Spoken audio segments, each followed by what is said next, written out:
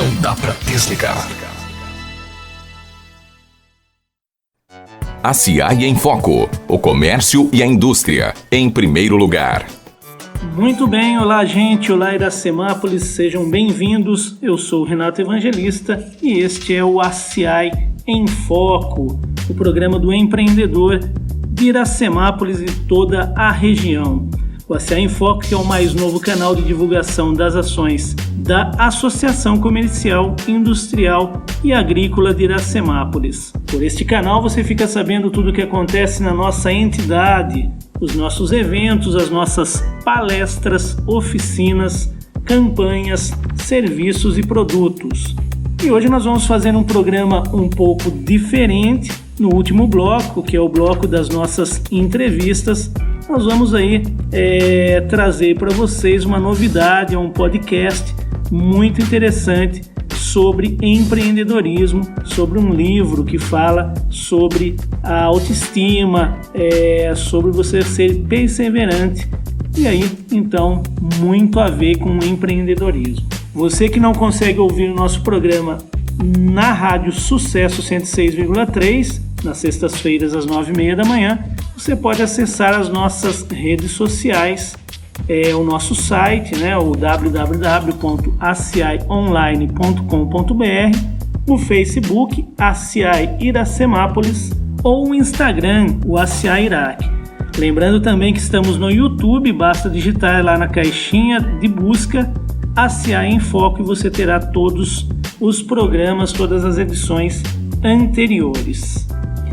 Pessoal, nós vamos começando hoje com uma dica, essa dica que foi retirada do jornal do Sebrae, que é o Jornal de Negócios da edição 306 de outubro agora de 2019, um texto do Wilson Poit, que é diretor superintendente do Sebrae São Paulo.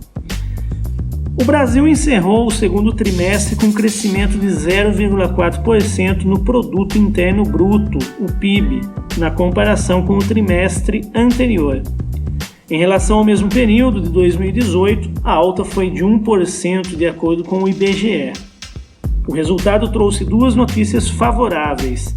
A elevação do indicador foi melhor do que a esperada pelo mercado, que falava em aumento de 0,2%. E o país escapou de uma recessão técnica, 2 trimestres negativos seguidos. O contraponto é que a retomada econômica está em ritmo lento. Segundo o estudo do Instituto Brasileiro de Economia da Fundação Getúlio Vargas, IBRE-FGV, o Brasil só recuperou 30% dos 486 bilhões perdidos durante a recessão econômica ocorrida entre 2014 a 2016. Significa que ainda faltam 338 bilhões para o PIB retornar ao patamar que estava antes da crise. Apesar do desemprego em níveis elevados, o consumo das famílias, principais clientes das micro e pequenas empresas, aumentou 0,3% no segundo trimestre, frente aos 3 meses anteriores. O consumo interno é o motor do varejo e, de acordo com o IBGE, foi essa demanda que sustentou o desempenho do PIB. Pesquisa do Sebrae São Paulo mostra que o faturamento das micro e pequenas empresas do estado de São Paulo cresceu 6,3% no primeiro semestre, ante igual intervalo de 2018. Mais uma prova da força do empreendedorismo que, mesmo em condições aquém das ideais, resiste. Iniciativas que estimulem os negócios são sempre bem-vindas. Entre tantas ações do Sebrae, nesse sentido, a Feira do Empreendedor, que ocorreu no mês de outubro na capital paulista, representa uma verdadeira imersão no universo do empreendedorismo.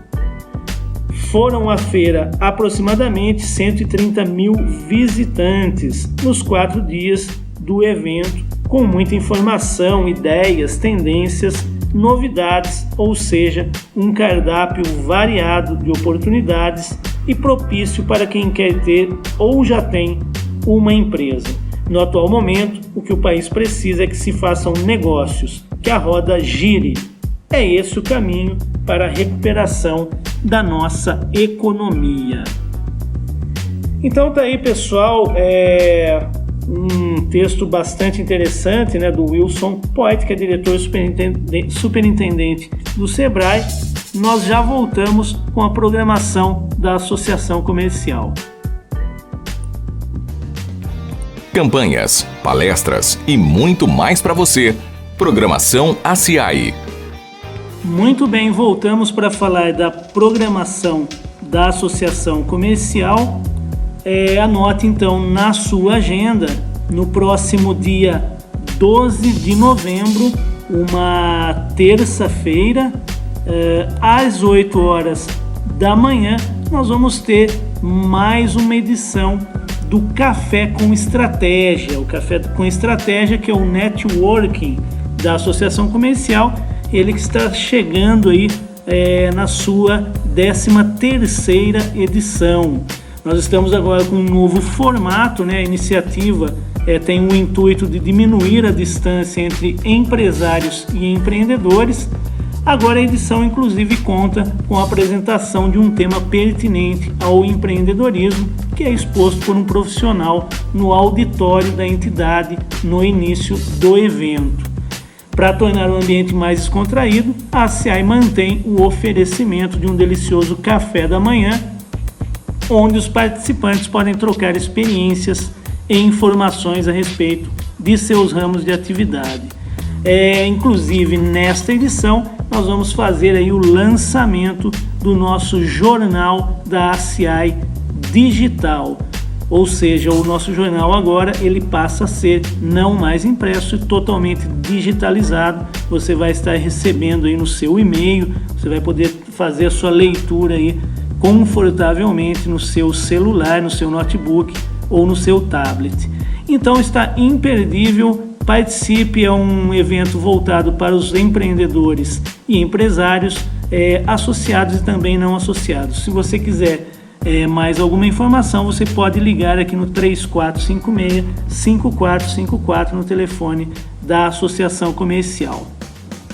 De papo com a ACI. Se ligue nos produtos e serviços que oferecemos para você. Muito bem, voltamos para falar um pouquinho dos nossos produtos e serviços. Eu estou recebendo mais uma vez a Isabelle Domiciano, que é do comercial da associação. Tudo bem, Isabelle? Tudo bem, Renato. E você? Tudo legal também. A Isabelle veio hoje para falar da Semana do Comércio, que vai acontecer não nesta semana, na próxima. Ela vai falar um pouquinho, então, sobre os temas, o que vai acontecer nesta semana tão importante para o comércio local. A Semana do Comércio, Renato, é uma iniciativa não só da Associação Comercial, mas da própria FACESF, né, que é a nossa Federação das Associações Comerciais do Estado de São Paulo, e do Sebrae. Então, uma parceria que a gente vem vindo. Para o ano que vem, nós vamos ter vários tipos de cursos diferentes, né, de acordo com a necessidade do pessoal aqui de Iracemápolis. E agora, para o final de ano, o que a associação sentiu, o Sebrae também, que era legal fazer uma semana voltada para comércio. Então, a gente vai ter logo a Black Friday, vem as campanhas de Natal também. Então, o pessoal do Sebrae vai vir aqui, serão 4 encontros presenciais, total de 16 horas de curso, com vários temas que são importantes para essa época do ano, para o pessoal se capacitar. Luísa, serão em formatos de palestras e oficinas, é isso? Isso, é basicamente assim. O pessoal vai trazer o material, né? Provavelmente a gente vai ter umas apostilas, tem várias ferramentas que o Sebrae oferece também. Então, o pessoal, por exemplo, que já veio no fluxo de caixa, conhece que o Sebrae dá a planilha para o pessoal fazer o fluxo de caixa.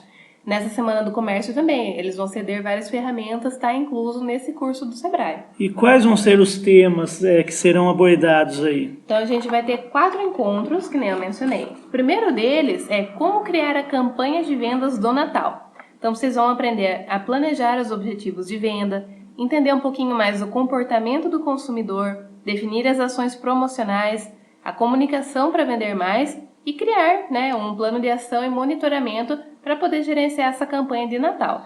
No segundo dia, vocês vão estar aprendendo como preparar e organizar a loja para vender mais.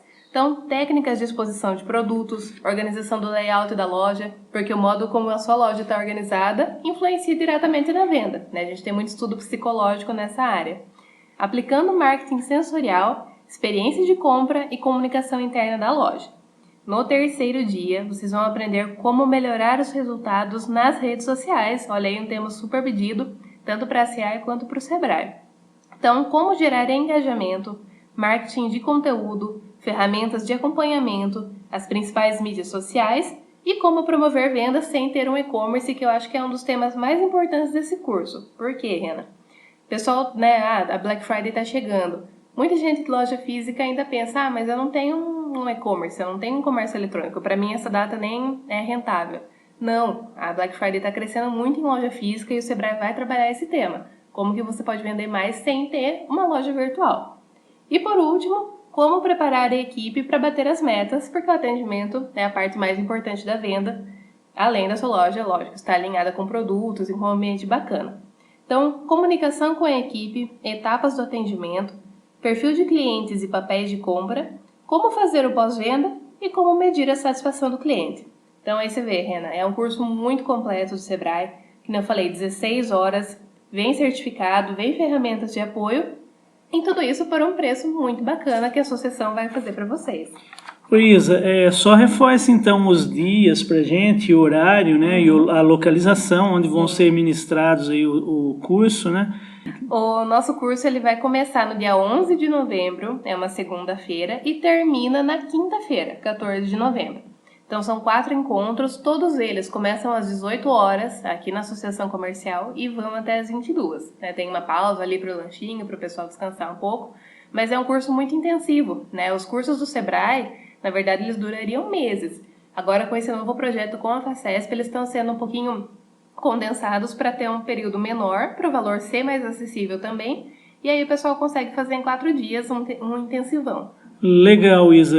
Muito obrigado. E vocês que estão interessados podem ligar para ter mais informações, questão de valores aí, no 3456-1933 ou no 3456-5454. Renato, só complementando para o pessoal não ficar com medo, eu falei de preço aqui, né? O nosso associado ele vai poder pagar em 10 parcelinhas de R$ 29,00 no cartão.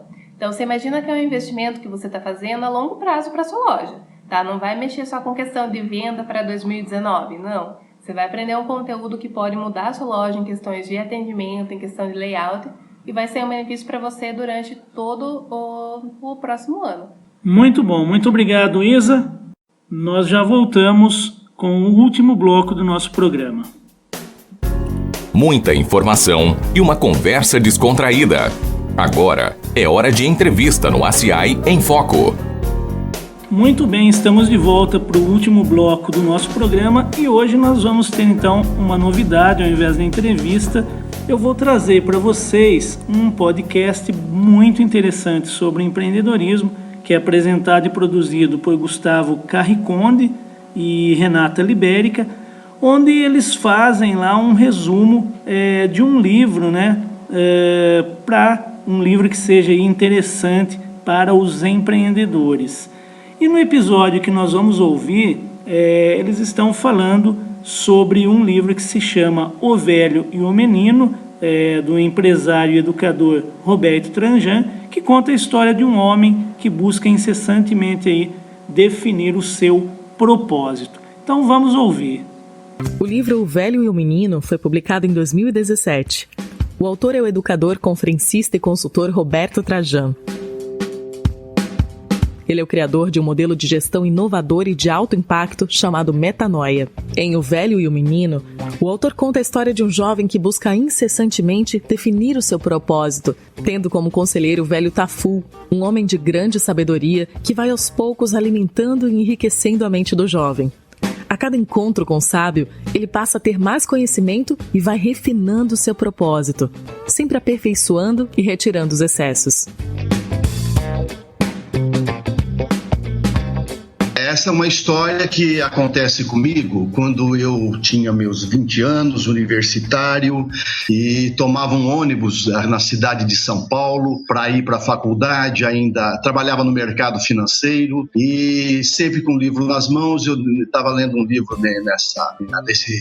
nesse trajeto, e era um livro que fazia muito sucesso naquela época, chamado O Despertar dos Mágicos. Aí a temática estava muito ligada ao surrealismo, à cosmologia, aos objetos voadores não identificados. Eu, moleque de 20 anos, curioso com isso, até que um senhor muito alinhado, ele sobe no ônibus e ele senta ao meu lado e diz assim: eu conheço os autores desse livro. E eu achei ele inoportuno, né? E falei, puxa, mais um chato para interromper a minha leitura, né? Mas aí eu quis desacatá-lo e perguntei: o senhor conhece? Do que trato? E aí ele me diz do que trata o livro, porque ele era amigo dos autores e ele tinha trazido o livro para o Brasil, a tradução e promovido o livro para o Brasil, trazido para o Brasil. E o livro best-seller mundial, né? E aí encontra esse senhor aonde? Num ônibus municipal, fazendo uma corrida nesse trajeto no bairro da Barra Funda, na cidade de São Paulo. E quando eu comecei a me interessar por esse senhor, ele já disse que ia descer, que ele ia para editora. Ele era editor e escritor. E ele me pede, então, meus dados.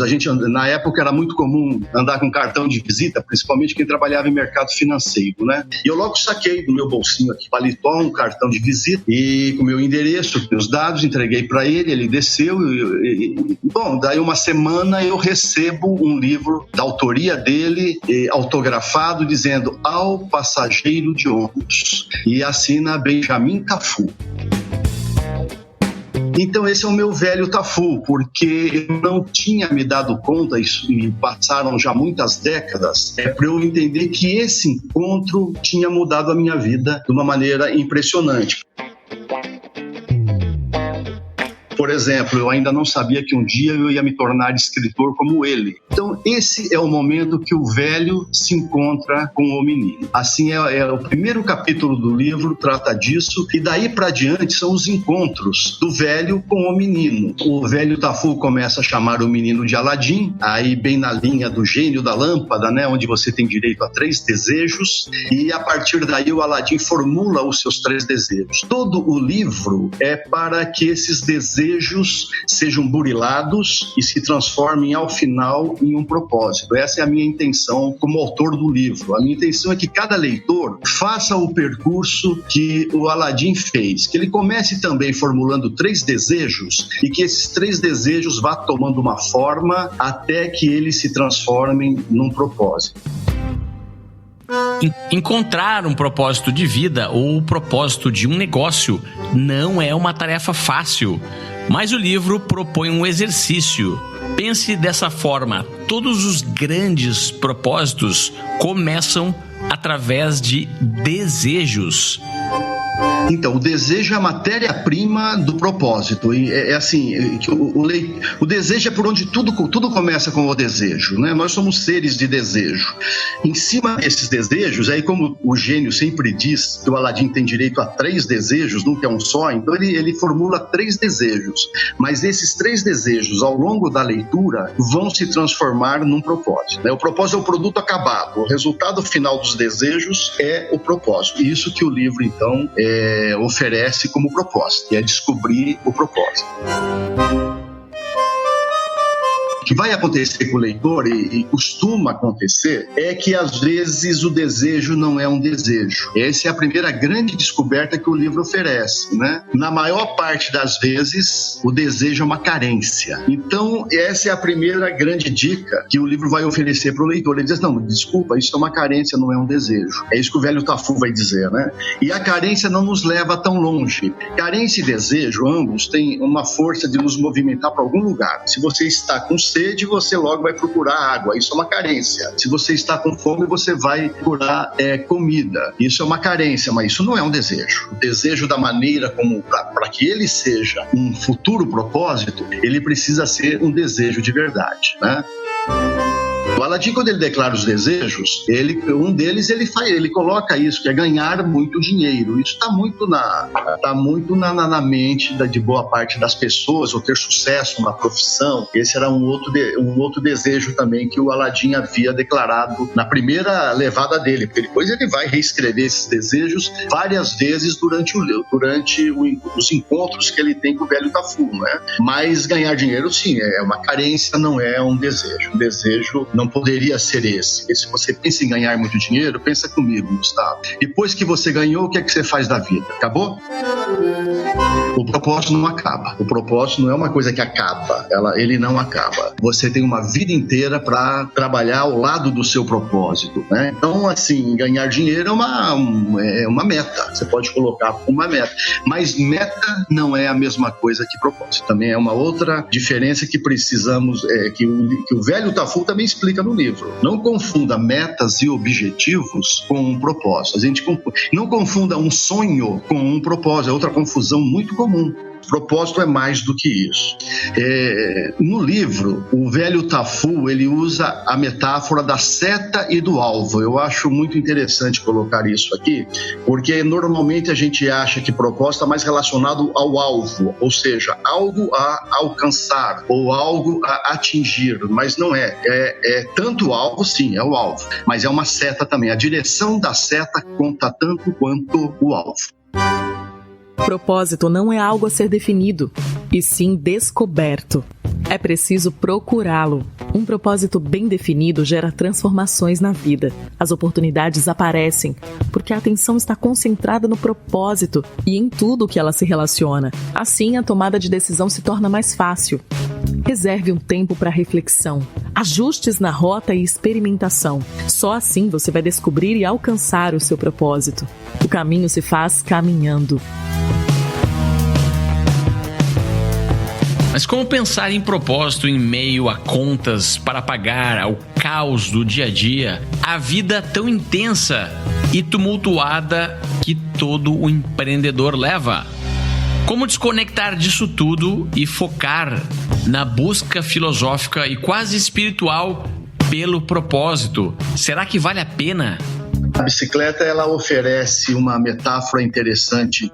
A roda tem o aro, tem os raios e tem o eixo. Todo mundo sabe que é uma roda de bicicleta, só estou descrevendo aqui para poder ser didático. O pneu, o aro, onde está o pneu, é onde nós sofremos todos os atritos da vida. Toda a pancadaria da vida está no pneu, porque o pneu passa sobre pedras, sobre vidros, sobre pedregulhos. Então o pneu é que recebe todas as bordoadas da vida. Então, as contas a pagar que você se refere, você está empregado ou não está empregado, se você não está empregado, é um sentimento... Bom, enfim, todo contato com o mundo do lado de fora é o pneu que faz, né? Se você está com emprego, conta a pagar, está desempregado, perdeu a namorada, ganhou a namorada, enfim, isso tudo é o que acontece no pneu. Você precisa de um eixo. O eixo é essa distância do pneu.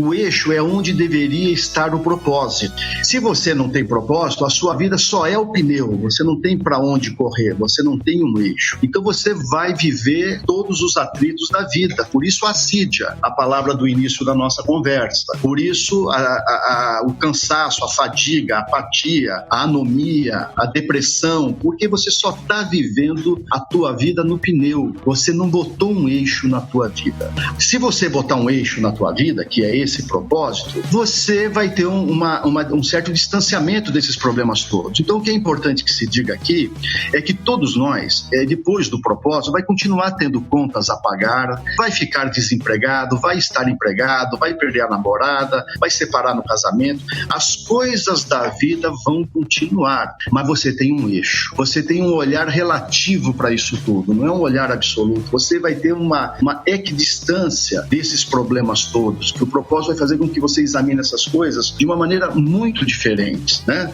Aquilo que pode ser um grande problema problema, dependendo do teu propósito, às vezes é uma grande solução. Às vezes é tudo o que precisava ter acontecido, era aquilo mesmo, né? Mas isso se você tiver um propósito. Senão você começa a viver as coisas do pneu, você começa a viver os problemas do pneu e você começa a ser problema também, a fazer parte dos problemas. Esse é o efeito que acontece quando você não tem um propósito, não tem para onde correr, né? Quem não tem centro, quem não tem eixo, é desmedido em tudo. E a vida no pneu é uma vida desmedida, sem medida, né? Uma vida absurda.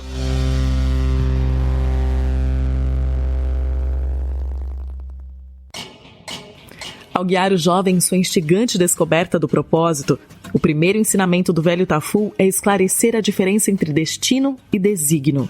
Destino é algo determinado, desígnio é algo a ser determinado, é dar sentido e direção à vida, é revesti-la de propósito e significado. Destino se refere ao futuro, enquanto desígnio tem a ver com o impacto futuro das decisões tomadas no presente. Não se trata do que farei se isso acontecer, mas sim do que vai acontecer se eu fizer isso. Desígnio entra no livro, o velho Tafur também explica isso, é diferente de destino, né? Destino é aquilo que já está traçado, está marcado, está definido. Destino e desígnio, e ainda voltando agora com as palavras, né, vem do mesmo verbo, determinar. Destino é o que já está determinado e desígnio é aquilo que vai ser determinado dependendo do que você vai fazer hoje. Então implica o que eu faço hoje muda o futuro. Esse é a mentalidade de desígnio. E destino não adianta você fazer nada que o destino está marcado. Então tem uma mentalidade de destino que é você acreditar que tudo está determinado e se você acredita nisso não há o que se fazer. E há uma mentalidade de desígnio, algo que você faça hoje para que as coisas mudem. Então assim, o propósito é algo que vai ser descoberto a partir do momento que você passar pelos 5 desígnios, que é o que o livro mostra, né? Então tem 5 desígnios a partir dos quais você vai começar a abrir a percepção, abrir a visão para que o propósito apareça, né? Então, esse é o percurso que o leitor deve fazer, o mesmo que o Aladim fez sob a orientação do velho Tafur. Vamos ver agora quais são esses 5 desígnios, então, que é a parte principal e mais interessante do livro.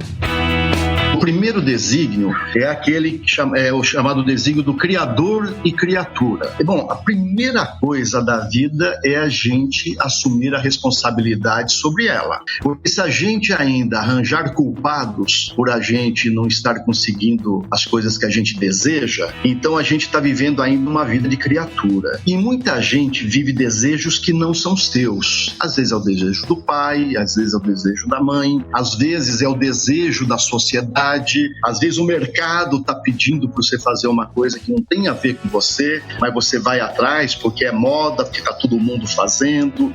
Então a primeira pergunta, o primeiro desígnio é: você é criador ou você é criatura? Criatura é essa que deixa se levar e sempre coloca a culpa nos outros quando as coisas não acontecem, não é? Foi assim no tempo do Adão, que a Eva era culpada, depois a serpente. Parece que isso é uma mania humana, a de arranjar um culpado fora de si mesmo, né? Porque talvez o ponto negativo de ser criador é você ter a frustração de não ter ninguém para culpar, porque aí você descobre que, puxa, é com você mesmo, né? A coisa é contigo. Então o primeiro desígnio é você livrar-se da criatura e você encontrar dentro de você o Criador que todos nós somos, mas você precisa reavivar esse Criador. Aí o desejo, ou os desejos, são 3 desejos que o velho Tafur pede para o Aladim, né, como exemplo. Os desejos, seus desejos, não são desejos de outras pessoas. Esse também é um primeiro reparo que o Aladim faz, é reparar aqueles desejos que ele descobre que não são seus, né? Tem influências de fora, mas não veio de dentro dele, veio de fora. Então o leitor também vai passar por esse exercício quando descobrir que ele está entrando numa história que não é a história dele. E é muito fácil se deixar levar, porque você tem todo aí um mundão ao teu redor tentando exercer influência sobre você, mas você precisa se manter firme no teu eixo e saber quem é você e quais são os seus desejos. Às vezes você vai precisar correr o risco de nadar contra a maré, porque nadar a favor da maré é o que todo mundo está fazendo, mas você é você não é todo mundo. Qual é o seu desejo? Essa é a pergunta-chave, o seu desejo de criador, não de criador. Você está escutando o melhor podcast de resumo de livros do Brasil. Vamos ver agora o segundo desígnio e lembre-se que a ideia aqui é confrontar a sua lista de desejos com cada um desses 5 desígnios que o livro apresenta. Segundo, ele trata da falta e da farta. Bom, isso tem muito a ver com o que nós falávamos agora há pouco sobre carência e desejo. Quando você confunde carência com desejo, provavelmente você está pensando mais no que te falta, essa é a carência é aquilo que te falta. E desejo está mais voltado à farta, aquilo que te farta, aquilo que você tem para oferecer. O carente, ele sempre acha que ele tem crédito em relação ao mundo. Agora, aquele que tem desejo, aquele que pensa na farta, sabe que está em débito com o mundo. Quer dizer, ele é que precisa entregar alguma coisa para o mundo. Ele é que precisa oferecer. Ele já ganhou a vida. Então, já que ganhou a vida de presente, ofereça algo em troca da vida. E aí você vai oferecer o quê? Os seus dons, seus talentos, suas inteligências, seus conhecimentos, suas habilidades. Mas pensar em oferecer está na linha do desejo. Pensar em obter está na linha da carência. Então, o segundo desígnio é determinante para que o leitor perceba se o seu desejo está no lado da falta ou está do lado da farta, né? E a recomendação do velho Tafu é: escolha desejos que remete à farta e não à falta. Seguindo daí ainda, nós vamos para o terceiro desígnio, que é aquele sujeito-objeto.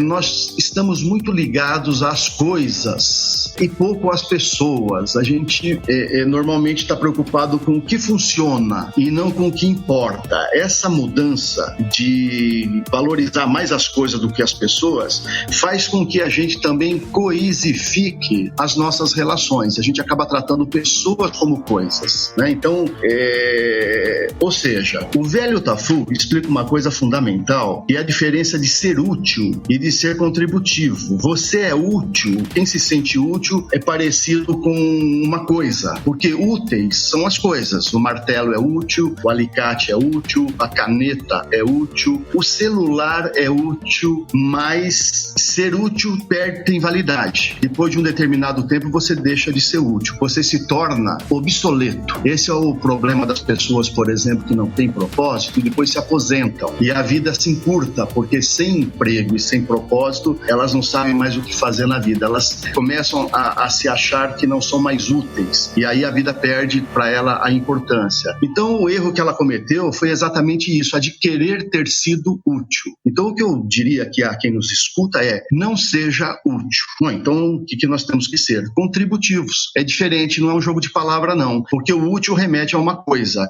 E contributivo você consegue ser por toda a sua vida, até o seu último dia de vida, ser contributivo. É isso que o velho Tafu nos ensina. Então é não ser objeto, é ser sujeito. E quando você é sujeito e não objeto, você trata os outros também como sujeito e não como objeto. E quando você se transforma num objeto, todo o entorno seu vai ser tratado como objeto. Todas as pessoas também serão tratadas como objeto. Então esse desígnio, ele é fundamental para que você burile os seus desejos na linha do que importa e não na linha do que funciona.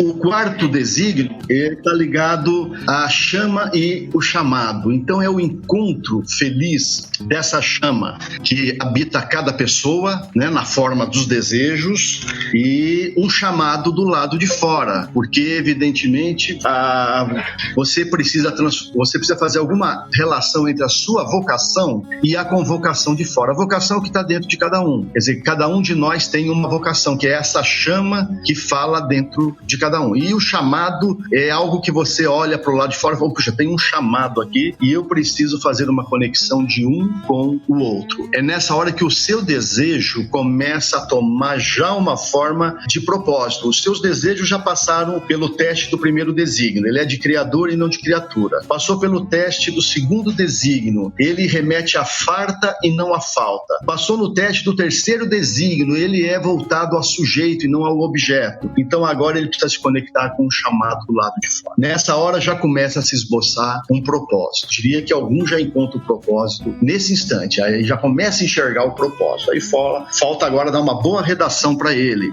mas já enxerga, o autor já está enxergando o que é o propósito da sua vida. É no quarto desígnio que ele começa a aparecer.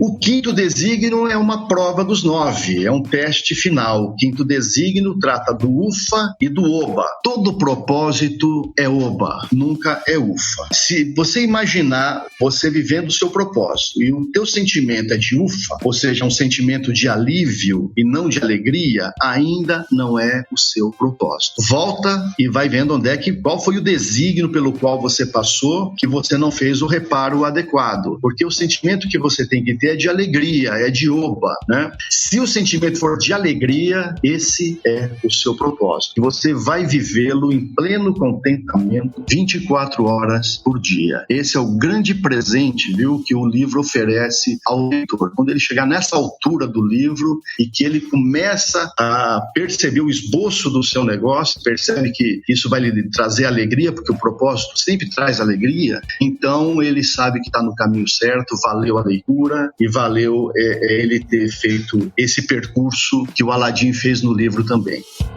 Então é isso, pessoal. Espero que vocês tenham aproveitado as dicas. Quem quiser ouvir mais o programa completo, basta acessar o resumocast.com.br. Vamos ficando por aqui. Um grande abraço aos nossos ouvintes, aos nossos seguidores e até o próximo programa.